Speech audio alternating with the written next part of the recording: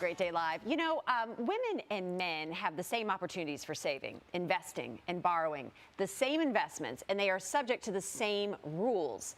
Yet their circumstances and their choices can be really different. Financial advisor Mark Lamkin from Lamkin Wealth Management says the divide is really striking when it comes to retirement. And before we dive into all that, welcome. Thank you. Happy, I had to think of Thursday. It's Wednesday, because I normally have you here on Thursday, but it's great to have you here on a Wednesday. It's always nice to be here. Right? Thank you for having me as always. And cocktails will be served at 3. We always match, right? And we got the craft brewery. We're going to do all kinds of stuff today. I'm so excited. Prize wheel too, and everything, right? Who doesn't love a prize wheel? Who doesn't love having Mark on the show for an hour? So let's get into this, because I mean, this is really, I know you're just a big advocate of ladies. This is how you can get your strategy together, because so often it's kind of stacked in our against us, I feel like, right? It is. And actually the reason I went into financial planning is because I had a really close family member that had some issues in the finance, and it was hard on our family. And that's when I knew I was meant to be a financial planner. And most people in poverty are women. And it's because you guys live longer than us. And 80% of women, either through death or divorce, end up having to deal with outliving their money. So it's really important, whether it's out of the workforce and living longer, women need to invest a little bit differently and understand the rules a little bit better. And it's let's just say you're a widow or you're divorced. Suddenly it's the financial impact of all that, and having to understand it in such a quick fashion can be very overwhelming.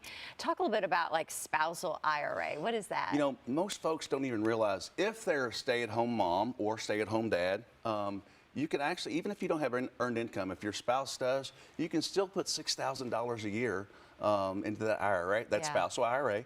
And if you're over the age of 50, you can put in $7,000 a year, even if you don't work. So make sure you take advantage of it. And most people don't even understand that. So make sure you take that first. Talk about the stock market. This is something that I love about, you know, I love talking about my mom, right? Like my mom, she's fearless because she's in her 70s. She is not afraid to look at the stock market and say, I'm going to invest in this, right? And I think that we should embrace that more. Absolutely. And you know, over 10-year spans, 99% of the time, you've never lost money in the stock market over rolling 10-year spans at any point. Just ignore what it's kind of doing right now when we go through these like dips. Hey, if you're a buyer right now, congratulations. If you're a seller, you're probably being emotional. When you make emotional decisions, you usually make bad decisions. But think long term. If 3 years or less, don't be in the market. 3 years from now, especially if you're younger, putting money in that 401k, IRAs. We were talking about Zach City earlier. Right now, I'm preaching, put that money in right now, because now's a good time. Market's off 13 to 21%. Worst start to the year ever. I was going to say, that's for the S&P and NASDAQ. But hang in there. Don't be afraid. Don't be afraid. You're going to be fine. Trust me. Trust me. Trust me. We're going to be okay. All right. Tell me about Social Security strategies. So first thing, I've got the little Social Security guide here, and it's a multi-page, everything you want to know. So for the viewers, you email me, and I will send you this, and you'll have it. But again, for Social Security strategies, if you were, again, divorced, but you were married for 10 years, did you realize you can claim your husband's Social Security, your ex-husband's Social Security, and it won't impact yours? Take your Social Security now, and then at full retirement age, whether it's 66 or 67, you can go back and get 50% of your ex-husband's, or if he passes away. But there's social, even for married couples, there are certain strategies. I've got an entire spreadsheet that we can use to tell you, should you take yours now and the husband wait till 70 because you got 7% growth rate? Strategy to when you should take it out at your age. Specific strategies of when you should take it out. Actuarially, it's supposed to be the same, right? Yeah. But when you take it out matters. At 62, are you still working? Because you can get taxed on it. You can get reductions on it. So how you do this strategy is very, very important, and one of the biggest decisions you'll ever make. Is it important too to, like, if you've been a stay-at-home mom, to make sure that you have a small job on the side so you're contributing to that? You've got to contribute at least 10 years or have those 40, what they call credits, quarters that are in there. So absolutely. Okay, beneficiary.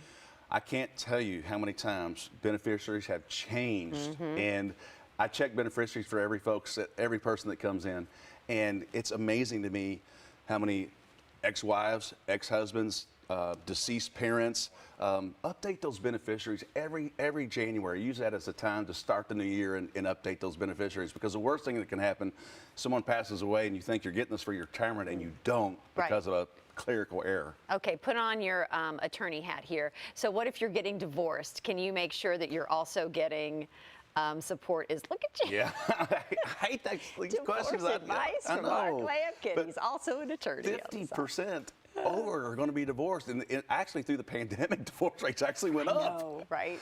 But make sure again, negotiate some of those retirement assets. Don't take all after tax. Take some of that pre-tax.